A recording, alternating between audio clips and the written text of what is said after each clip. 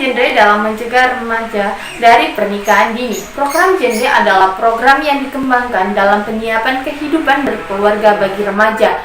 Melalui program tersebut, remaja diberi pemahaman atau pengetahuan mengenai pendewasaan usia perkawinan. Hal ini supaya mereka mampu melangsungkan jenjang pendidikan, berkarir dalam bekerja, serta menikah dengan penuh perencanaan sesuai siklus kesehatan reproduksi.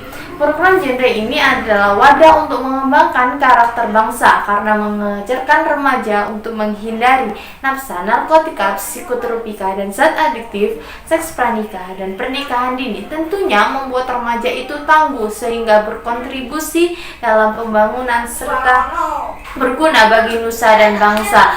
Program genre mengedepankan pembentukan karakter bangsa di kalangan generasi muda. Kibaran genre dalam mencegah remaja dari pernikahan dini. Apa sih itu program genre? Program genre adalah program yang dikembangkan untuk penyiapan kehidupan berkeluarga bagi remaja. Melalui program tersebut, remaja diberi pemahaman tentang pendewasaan usia perkawinan. Hal ini supaya mereka mampu melangsungkan jenjang pendidikan, jenjang karir dalam bekerja, serta dengan penuh perencanaan sesuai siklus kesehatan dan produksi. Program genre ini adalah wadah untuk mengembangkan karakter bangsa karena mengajarkan remaja untuk menghindari nafsa, narkotika, psikotropika, dan zat adiktif setelah seks pranikah dan pernikahan dini. Tentunya akan membuat seorang remaja itu lebih tangguh dan mampu berkontribusi dalam pembangunan serta berguna bagi nusa dan bangsa. Genre mengedepankan pembentukan karakter bangsa di kalangan generasi muda. Apa sih itu sejatinya remaja? Sejatinya remaja adalah mereka yang memiliki spiritual, intelektual, dan emosional yang kuat akan menjadikan bangsa kelak akan kuat pula. Dengan perkembangan dunia yang kian mengglobal menjadikan perubahan-perubahan besar yang terjadi pada remaja, di mana perubahan besar ini mengarah pada perubahan-perubahan perilaku yang negatif seperti nafsa, narkotika, psikotropika, dan zat adiktif, seks pranikah, dan pernikahan dini. Tentunya dalam kondisi seperti itu, remaja membutuhkan penanganan serta informasi yang seluas-luasnya mengenai kesehatan reproduksi. Pentingnya menata masa depan dengan baik dengan meninggalkan perilaku yang tidak manfaat dan merusak masa depannya sendiri. Adapun faktor-faktor yang menyebabkan terjadinya pernikahan dini, yang pertama yaitu ada faktor ekonomi, yaitu yang menyebabkan orang tua menikahkan anaknya pada pria atau keluarga yang lebih mapan atau hanya untuk mengurangi biaya kehidupan sehari-hari. Dan yang kedua yaitu ada perjodohan. Mungkin faktor ini sudah sangat kecil yang menyebabkan pernikahan dini, namun beberapa kasus terutama di desa dan juga di kampung. Dan yang ketiga yaitu ada cinta faktor sejati. Mungkin menjadi alasan terakhir di mana pasangan ini memang benar-benar mencintai dan segera bersatu. Sejumlah faktor yang membuat banyak terjadi pernikahan dini ialah kurang edukasi terhadap para anak muda atau kepada remaja. Mereka masih melihat pendidikan kurang penting. Ketika perempuan sudah hamil, yang terjadi mereka harus menikah.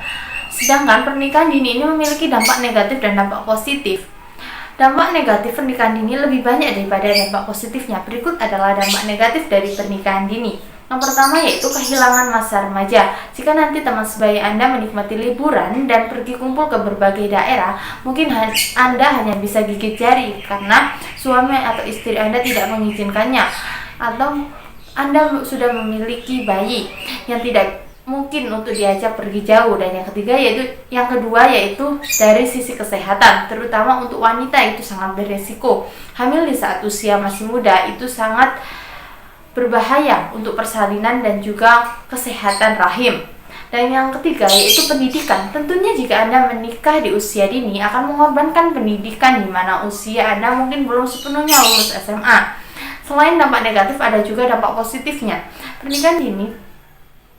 Dampak positif pernikahan dini tentunya sangat kecil dibandingkan dengan dampak negatifnya. Namun berikut adalah dampak positif dari pernikahan dini, yaitu mereka berpikir lebih dewasa dan juga bisa lebih mandiri. mencegah pernikahan dini, maka kita harus memahami atau memperoleh wawasan mengenai yang pertama yaitu KRR, kesehatan dan reproduksi remaja, kedua yaitu PKBR, penyiapan kehidupan berkeluarga bagi remaja, yang ketiga ada soft skill, dan yang keempat yaitu PUP, pendewasaan usia perkawinan, di mana pemerintah kembali membatalkan dan menyatakan tidak sah atas kasus pernikahan dini. Karena pernikahan dini dinyatakan tidak sah oleh negara dan juga oleh agama. Efek pernikahan dini tidak hanya terkait dengan kesiapan mental untuk memasuki kehidupan berumah tangga yang berat, tetapi juga karena pernikahan dini dapat memutuskan peluang karir dan menghambat upaya pengembangan potensi ekonomi. Hal ini mengundang keprihatinan dari berbagai pihak, karena pernikahan dini tidak hanya dinilai merampas hak dasar anak perempuan untuk belajar, berkembang dan menjadi anak seutuhnya, tetapi juga berpotensi membuka pintu bagi terjadi berbagai tindakan-tindakan kekerasan. Tidak mustahil jika terjadi anak perempuan yang seharusnya menghabiskan waktunya untuk bersekolah dan bermain, kemudian nilai tidak pantas berumah tangga, dan kemudian mesahkan seorang suami untuk mendidik, bahkan mencari istri lain sebagai pelengkap. Sudah bukan rahasia lagi bahwa anak perempuan yang terjerumus menikah dalam usia dini dalam tempo yang cepat, kemudian mereka menyandang status sebagai janda muda atau janda anak yang harus menghadapi stigma dan beban kehidupan yang lebih berat untuk mungkin menghadapi kekerasan dalam rumah tangga seperti pelecehan dan bahkan tindak pemerkosaan atau marital rape. Penyebab masalah yang rawan terjadi di Indonesia adalah pernikahan dini. Usia ayah dan ibu yang terlampaui muda membuat risiko stunting itu lebih meningkat. Apa sih itu stunting? Stunting adalah masalah kekurangan gizi kronis yang disebabkan oleh kurangnya asupan gizi dalam waktu yang cukup lama. Hal ini mengakibatkan gangguan pada pertumbuhan anak, yakni pada tinggi badan anak rendah atau pendek dari standar usianya. Tidak hanya itu, juga terdampak buruk pada aspek kognitifnya. Angka stunting di Indonesia dikhawatirkan akan bertambah atau meningkat dengan adanya pandemi COVID-19, yang salah satunya yaitu kurangnya pemenuhan gizi bagi anak, balita, dan ibu hamil. Ironisnya, dalam bantuan sosial atau sembako yang diberikan kepada masyarakat, sebagian besar berisikan asupan yang instan yang rendah akan nilai gizinya, seperti mie instan dan creamer kental manis. Pendapat saya mengenai COVID-19 yang melanda negara kita saat ini, yang pertama yaitu ayo kita mematuhi aturan pemerintah menjalankan physical distancing, yaitu jaga jarak aman, pakai masker ketika hendak keluar rumah, dan yang kedua berolahraga dengan baik dan aman, yaitu kita terus jogging setiap hari, kemudian kita mandi dan membersihkan diri, kemudian kita berjemur di bawah terik matahari untuk meningkatkan imun dan mengeluarkan kotoran beracun yang ada pada tubuh kita.